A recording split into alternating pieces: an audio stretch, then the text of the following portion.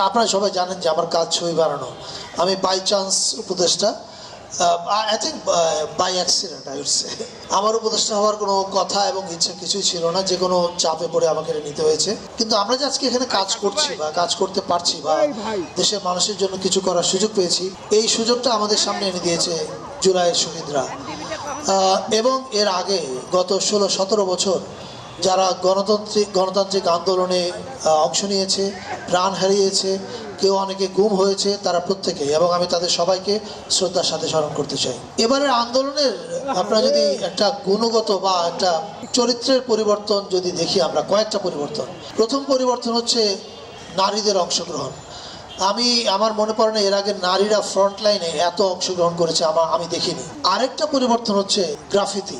আন্দোলনে যে গ্রাফিতি একটা টুল হয়ে উঠতে পারে, এটা আমরা এর আগে দেখিনি।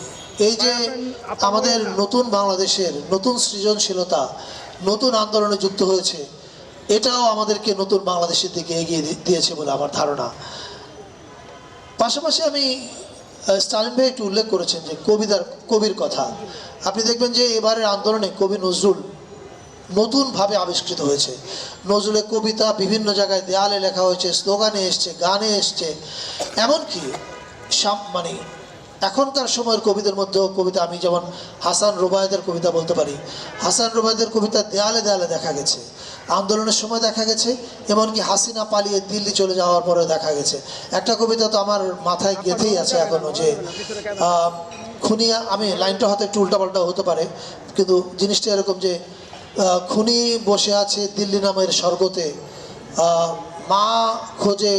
মা ঘরে পুতের খোঁজে মর্গ থেকে মর্গতে। এটা এখনও আমার মাথার মধ্যে গেঁথে আছে। সো এবারের আন্দোলনে কবিতা, গ্রাফিতি এগুলো খুবই কি বলে কার্যকরভাবে মানুষকে অনুপ্রেরণা দিয়েছে।